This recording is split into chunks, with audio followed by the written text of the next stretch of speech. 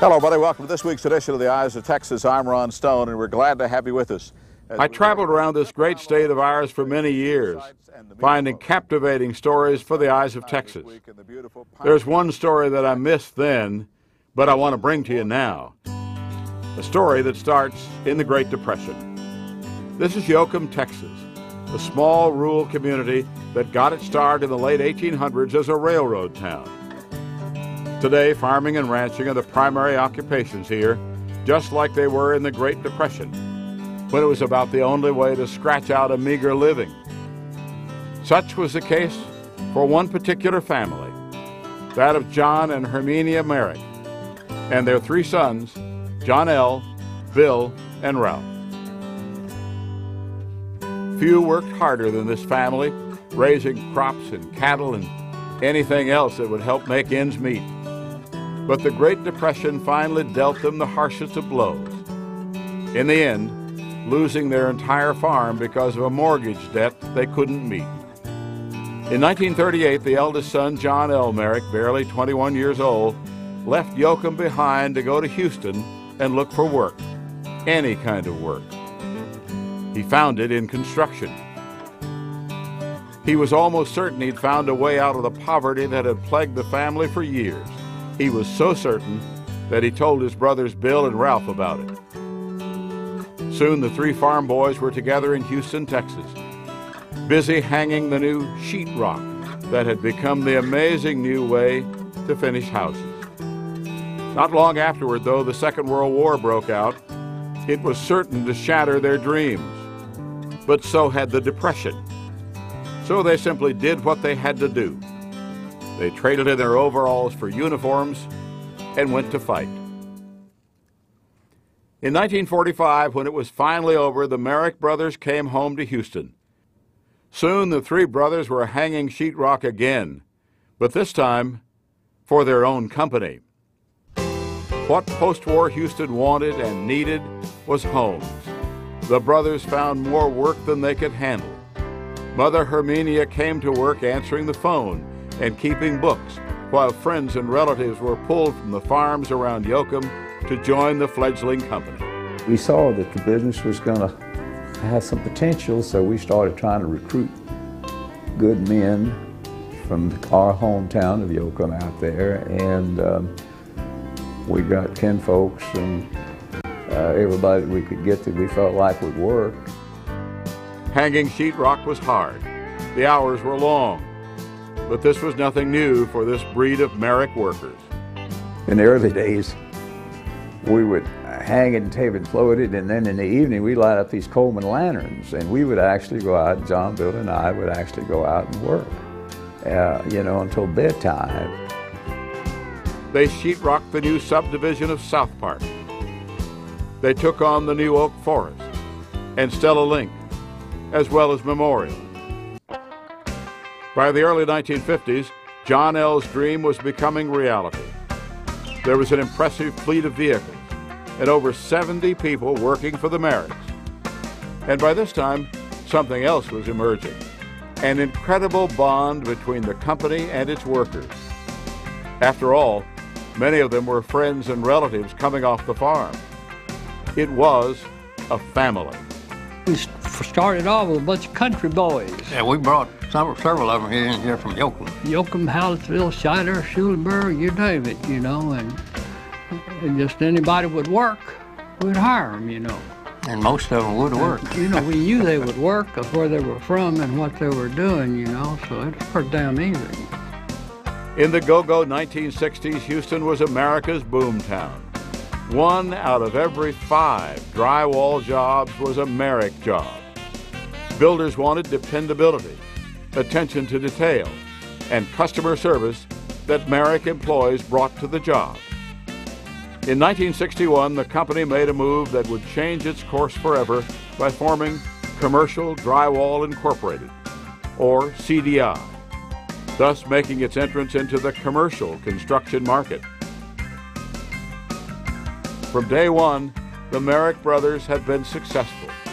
They'd made a fair profit. They had nearly 100 employees on the payroll and a reputation second to none. relying on a workforce who shared an incredible sense of teamwork, family, and accomplishment. If you found a guy that had a little savvy and a little spunk and a desire to work, we'd make him a crew leader, and it may be the first time in his life he'd ever really had accomplished something like that. So those fellas we treasured and nurtured, and we did have some exceptional people. The 1970s witnessed more growth in the company, now handling both commercial and residential drywall construction. The company had truly arrived. We all realized that we weren't that brilliant, but we were just in the right place. The decade of the 70s, in many ways, was perhaps the most critical for the company. The incredible growth had necessitated bringing on droves of new workers. No longer were the farms able to supply the workers. People came aboard from all walks of life. But uncannily, the company was able to fill its ranks with people with the same common ingredient as before: a strong work ethic, incredible sense of teamwork, and dedication. Later, this infusion of new talent would prove vital to the company's continued growth, geographic expansion, and ultimate survival. The idea set forth long ago by the Marek brothers of taking care of their employees, indeed their family, brought about benefits that were unheard of in the industry: paid vacations, Christmas bonuses, incentives for job performance, medical insurance, and a pension and profit-sharing plan that had grown to over $300,000. And no longer was it a Houston-only company. In 1975, Commercial Drywall opened its doors in Austin, and 3 years later did the same thing with a second branch in San Antonio. When I was at Commercial Drywall, there was a lot of work, but not as much as has sprung forth later. I guess it was in the early 80s or so. Another fella named Dick Phillips took my place more or less. And Dick had probably bigger ideas than I did, and it just grew in leaps and bounds. Back in the concrete and steel of Houston in the 1980s, the Mareks found themselves in one of the largest building booms in the country. Marek Brothers Company continued as the largest residential drywall company in town, while CDI would be responsible for a staggering 80% of high-rise work in Houston, including nearly every icon of the Houston skyline.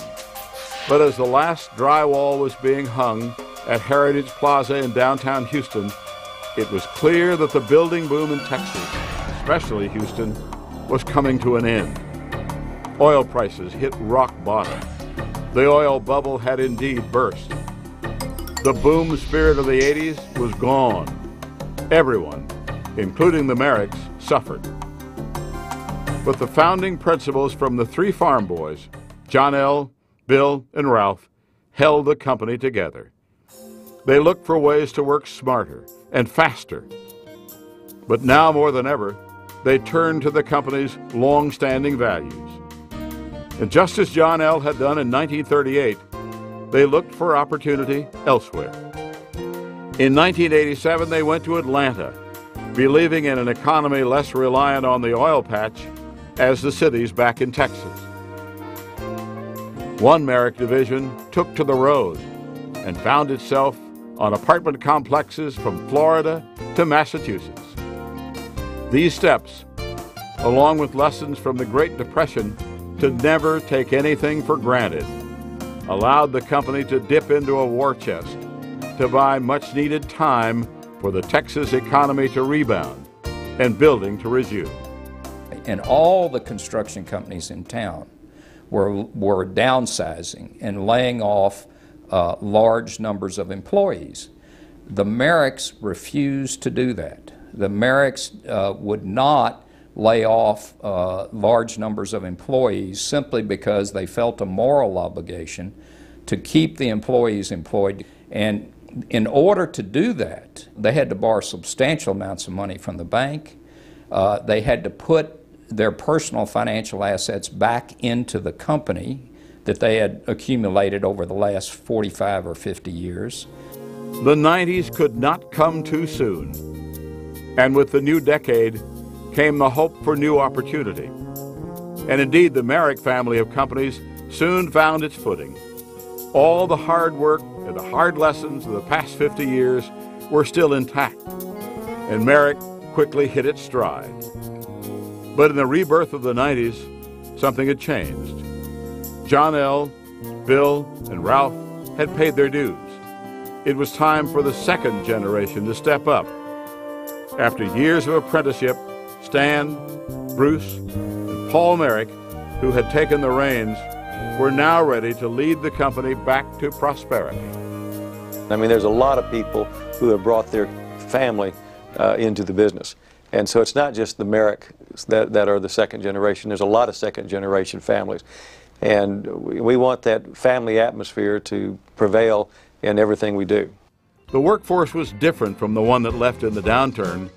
Not farm boys, not journeyman craftsmen from up north, but a Latino worker, both native-born and immigrant, with a strong work ethic and family bonds like the workers before. A workforce Marek could indeed embrace and stretch its own family arms around. And the jobs were different too. Homes weren't just square boxes anymore. Commercial structures were incredibly imaginative and challenging to build. Once again, owners and developers were in a hurry to finish their projects, and Marek's reputation for dependability came to the forefront. The work that we perform has gotten more complex, no doubt about it. When we got into the commercial sheetrock business, we were putting up warehouse walls and just building boxes. And so the product that we install has gotten immensely more difficult, and so have the processes. But the people that we employ, they figure that out. And so our challenge becomes, it's more scope, it's more money, it's more complexity, but it's more about people than it ever was before. As time often does with age, the 90s were a blur. The Marek organization was now an incredible 3,000 strong, with residential and commercial operations in Houston, Austin, San Antonio, Dallas, Harlingen, and Atlanta. A new millennium was at hand. The new millennium was just a mark in time, though. With the winds of a strong economy in their sails, the accomplishments of Marek people were coming on a daily basis, from home to home, apartment to apartment, and one landmark to the next. A collection of true superstars of the drywall trade. Even today, as we celebrate our 70th year in business, no one will argue the talent of the 4,000 plus people who make up the Marek family of companies. Every part of our business that creates success, even when they don't interact with our client, is about our people. It's a unique thing, it's hard to measure, but everybody feels committed to doing the right thing for the company. So it's just like a big team, and everybody executes the strategy. 70 years, a lifetime for a man, but perhaps only a moment to pause and reflect for a company as strong and dynamic as Marek. A company whose strength has but one source: its people. Generations of families call Marek home. Farm boys, journeymen with northern ties, newcomers who bring brothers, sisters, cousins, or best friends, immigrants, or just individuals who simply share a strong belief in hard work, honoring commitments, and above all, of succeeding against all odds. The Marek story is one of people. A story that began with 3 hard-working boys off a Depression-era farm, whose perseverance created a battle cry that now spans 7 decades, whose tremendous care for people created a family of people who still today carry the ideals of John L., Bill, and Ralph forward on every job. Work hard, take care of the customer, and above all, take care of one another.